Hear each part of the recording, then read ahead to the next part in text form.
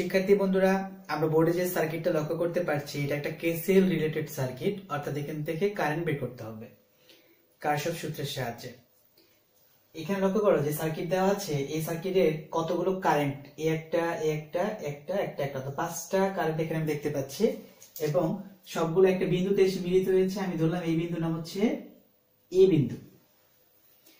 তাহলে এই বিন্দুটাকে আমরা নোডও বলতে পারি, জাংশনও বলতে পারি। নোড বলবো কখন? যখন দুইটা প্যারামিটার এসে একত্রে যুক্ত হবে, অর্থাৎ দুইটা কারেন্টের দিক এ একটা যখন দুইটা যুক্ত হবে, অথবা এ একটা, তখনই তাকে নোড বলতে পারো। 3টা যুক্ত হলে তাও নোড, 4টা যুক্ত হলে তাও নোড, 5টা যুক্ত হলে তাও তুমি এটাকে নোড বলতে পারো। অর্থাৎ এই নোডে এসে সবাই যুক্ত হয়েছে। তাহলে জাংশন কখন বলবা? 3 বা তার অধিক যখন যুক্ত হবে তখন তাকে আমি বলবো জাংশন। এখানে লক্ষ্য করো তো এই বিন্দুতে কয়টা কারেন্ট এসে যুক্ত হয়েছে? 1টা, 2টা, 3টা, 4টা, 5টা। 5টা কারেন্ট যেহেতু যুক্ত হয়েছে তুমি এটাকে জাংশনও বলতে পারো। তার মানে জাংশন হইতে হলে 3টা পয়েন্ট লাগবে, তাই না? আর নোড হইতে হলে 2টা হইলেই চলে। তাহলে 2টা পয়েন্ট অর্থাৎ 2টা অংশের 2টা কারেন্টের যে মিলিত অংশ সেটাকে আমি বলবো সে নোড। আর যদি 2 এর অধিক অর্থাৎ 3 হয় বা 3 এর অধিক হয় তাহলে সেটাকে বলবো আমি জাংশন। দেখো তাহলে নোডও কিন্তু জাংশন হতে পারে, তাই না? কিন্তু জাংশন কিন্তু নোড হতে পারে না। জাংশন হতে হলে অবশ্যই 3টা পয়েন্ট লাগবে, কিন্তু নোড হতে হলে কি লাগবে বলতো? 2টা পয়েন্ট লাগবে। তাহলে সেক্ষেত্রে আমি এটাকে একটা জাংশন বলতে পারি অথবা একটা নোডও বলতে পারি। আচ্ছা, এখন আমি এগুলোর মান বের করবো। দেখো এ একটা মান জানি, একটা মান জানি, আর অন্য কারো মান আমি জানি না। এখন আমার প্রশ্নে যাইতে হবে। প্রশ্নে দেখো আমাকে বলছে আইএক্স বের করতে। যখন আইএক্স বের করতে বলবে তখন অবশ্যই বাদবাকি দুইটার মান দেওয়া থাকবে। আবার যখন তোমাকে আই জেড বের করতে বলবে তাহলে অবশ্যই বাদবাকি দুইটার মান দেওয়া থাকবে।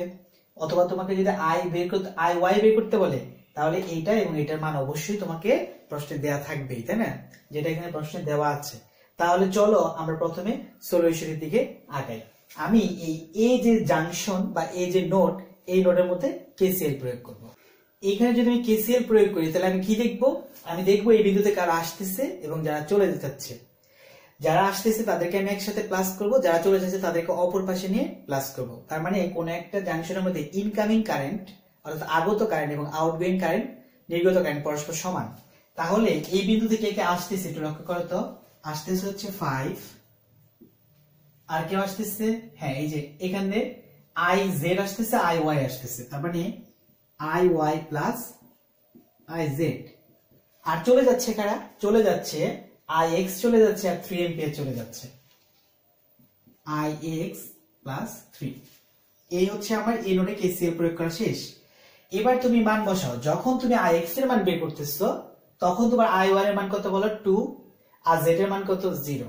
তাহলে ওয়াই এর পরিবর্তে আমি কি বসাবো? 2, আর এই যে জেড তার পরিবর্তে কি বসাবো? 0। তাহলে কিন্তু আমি আই এক্স এর মান পাবো। তার আমি বসাই 5 plus 2 plus 0 equals to ix plus 3 বা 7 equals to ix plus 3। সুতরাং ix equals to কত হবে? এই 3 কে এই পাশে মাইনাস করে নিলে 7 minus 3 equals to 4 এম্পিয়ার। তাহলে এইটা হচ্ছে আমার ix এর মান। এখন এটা কিন্তু আমি প্রথম ক্ষেত্রে, যে দেখো প্রথম কন্ডিশন লিখেছি, প্রথম কন্ডিশনের ক্ষেত্রে করলাম। এখন আমি দ্বিতীয় কন্ডিশনের ক্ষেত্রে আই ওয়াই এর মানটা কত সেটা বের করব। কন্ডিশন 2, এই 2 এর ক্ষেত্রে আমি কিন্তু এই বিন্দুতেই কেসিএল প্রয়োগ করব। আচ্ছা, এই বিন্দুতে কে কে আসতেছে? আগের মতই, তাই না? আসতেছিল কে 5 এম্পিয়ার প্লাস আর কে আই ওয়াই আর I Z. I Y I Z equals to চলে যাচ্ছিল কে আই এক্স চলে যাচ্ছিল আর 3 এম্পিয়ার চলে যাচ্ছিল। I x plus 3।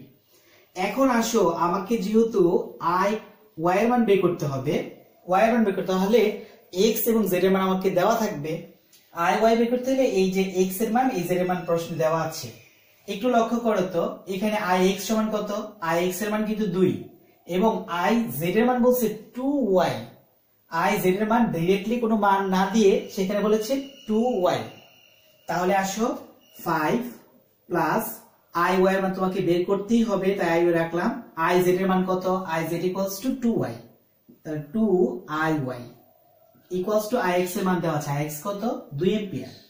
2 প্লাস 3 বা 5 প্লাস 3iy ইকুয়ালস টু 5।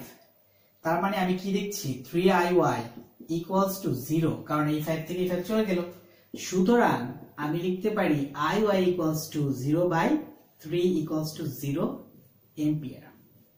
অর্থাৎ এই 0 কে 3 দ্বারা ভাগ করলাম, তাহলে যে মানটা পেলাম সেটাই হচ্ছে মূলত আমার iy এর মান। সেকেন্ড কন্ডিশনে কিন্তু আমি অলরেডি iy বের করে ফেললাম। এবার আমাকে থার্ড কন্ডিশনে যেতে হবে, iz এর মান বের করব। শিক্ষার্থীরা, কন্ডিশন যখন 3 তখন বলা হয়েছে iz এর মান বের করতে। তাহলে আবার আমি এই a বিন্দুতেই KCL প্রয়োগ করব। তাহলে এই বিন্দুতে আসতেছিল কে 5 এম্পিয়ার আর iy iz 5 plus iy plus iz equals to চলে যাচ্ছিল ix আর 3 ix প্লাস 3। যারা আসতেছে তাদেরকে এক পাশ, যারা চলে যাচ্ছে তাদের অন্য পাশ, তাই না? এবার দেখো কি বলা হয়েছে, আমি যেহেতু iz বের করতে বলা হয়েছে, তার মানে এইটা, তার মানে iy এর একটা মান দেওয়া থাকবে, ix এর একটা মান দেওয়া থাকবে। এবার দেখো প্রশ্নের মধ্যে কি বলা হয়েছে, ix equals to iy, iy equals to iz।